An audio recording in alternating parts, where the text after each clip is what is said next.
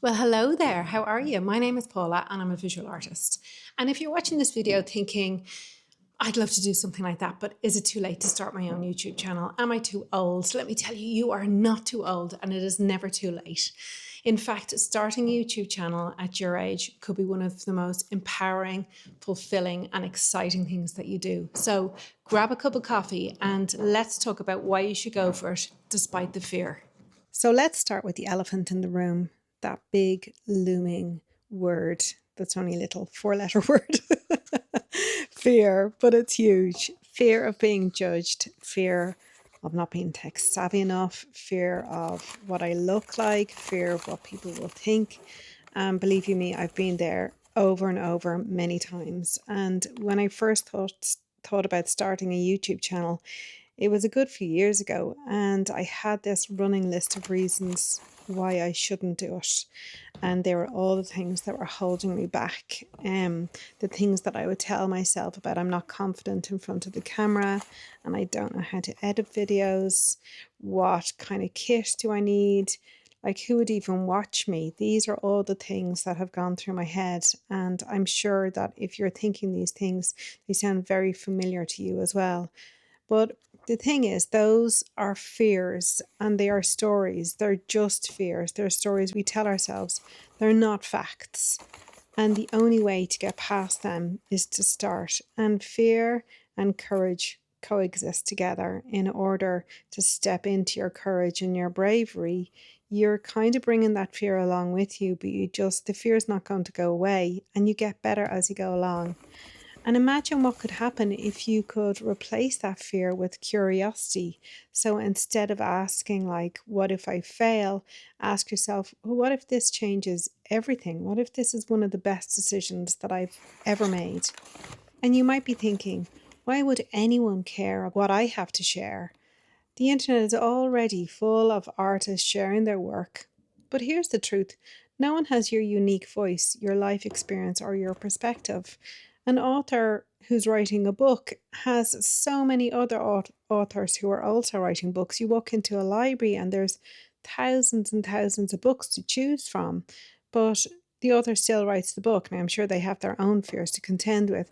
Or you go to the supermarket and you walk down the biscuits and the sweets aisle, and there are so many packets of biscuits to choose from, and it doesn't prevent one packet of biscuit being made over the other, if you catch my drift.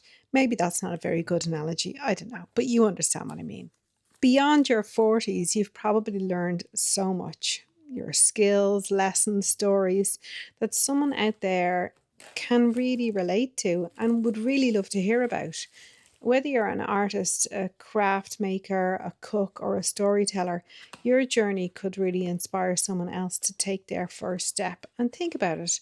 How many times have you looked up a tutorial? I use YouTube for lots of tutorials on how to make videos like this one, like tutorials on camera and editing, all of that kind of stuff. And how many times have you watched someone share their creative process or felt comforted by someone talking about their challenges? Wouldn't it be amazing if that person was you for someone else? In all honesty, I believe that we need more representation of people over 40, 50, 60, beyond on platforms like YouTube. The world doesn't just belong to the young, it belongs to all of us. And seeing someone your age thriving, learning, sharing, stumbling, like trying to figure things out, is really so powerful. It reminds others that it's never too late to start something new, to pursue a dream, or to build a community. Plus, think of all of the other younger people who could benefit from your wisdom. We need to be seen, we need to be heard. There's wisdom that comes with that age. You've lived a full life. And younger people are just starting to navigate that. You have a perspective that they don't, and that is so valuable. And you might be thinking, well, what can your channel be about? Well, your channel can be about anything. You can teach a skill, you can share your creative journey, or even just talk about life. Or like me, you can share some of your latest art supplies, which I find that really interesting when I see other people doing it. So, for example, like, are you an artist? So share your techniques or take people behind the scenes of your creative process. That's always really fascinating. Share your sketchbooks. I love seeing inside people's sketchbooks. Like, what's a hobby that you love outside of your maybe creativity? Teach others how to get started. If you love to paint but you're beginning to start calligraphy, start with that. Or maybe you've got stories and lessons from your life that people would love to hear about that can really relate to the creative process. You really don't need to be perfect. I think actually, if it's too perfect, it comes across as very unrelatable. The videos that I watch of people that I can relate to, I can see some of myself in them. You don't need all of the answers. You just need to show up and share. And people love authenticity and not perfection. So let's talk about getting started.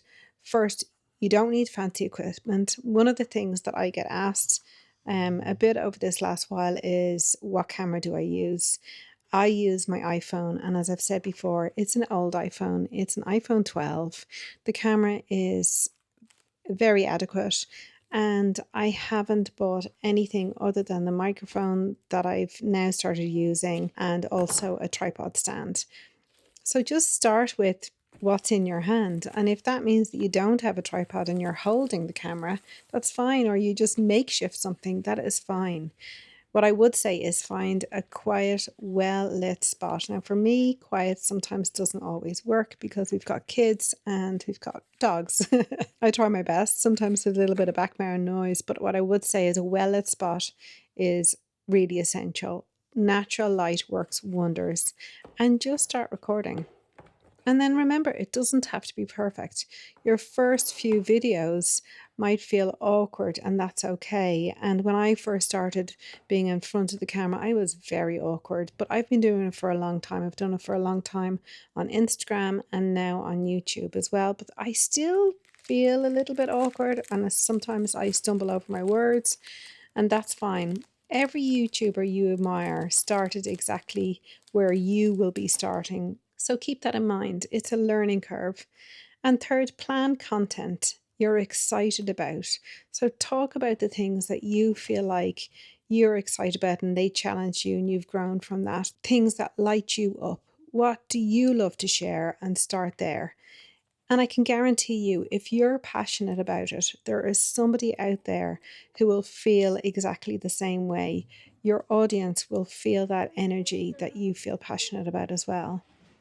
Starting a YouTube channel isn't just about creating content. It's about building confidence, and honestly, that comes over time. It's about connecting with others and challenging yourself. You'll discover parts of yourself you didn't even know it existed. And I can 100% say it has been such a positive thing in my life.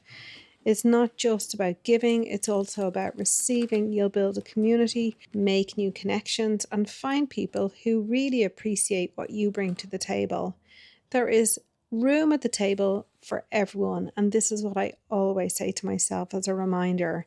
Instead of lapsing into the scarcity model, just think there is room for everybody to be present, to show up, and to share their work. This could even turn into a source of income over time. And for me, I have just been monetized. Now, it's a very small amount. I think I'll get about 170 euros at the end, which is the equivalent of dollars, really. But it's more than that for me. But it all starts with that first step. So, what is stopping you? Is it fear?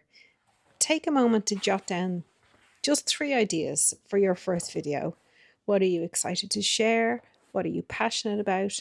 Like, don't really overthink it. Just write it. And if this video has sparked something in you that makes you think, that's doable for me, I can do it, I can step into this bravely, leave a comment below. What's your biggest fear about starting a channel? What's the first steps that you're going to take? Really just honor yourself in that.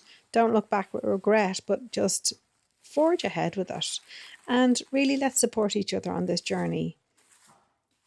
Remember, it's not too late and you are not too old. Starting a YouTube channel at 40 plus and beyond is about embracing where you are and sharing your creative light and magic with the world. You've got something truly unique, something only you can offer. So turn that fear into creativity. Hit the record and just start. Remember, fear and bravery go hand in hand. I believe that you can do that. And the reason why I say that is because I've done it and I've experienced all those things. And if I can do this, anyone can do it. Don't forget to like and subscribe and hit that bell so we can keep this conversation going. I really appreciate you following along. Thank you so much for watching, and I'll see you next time, creatives.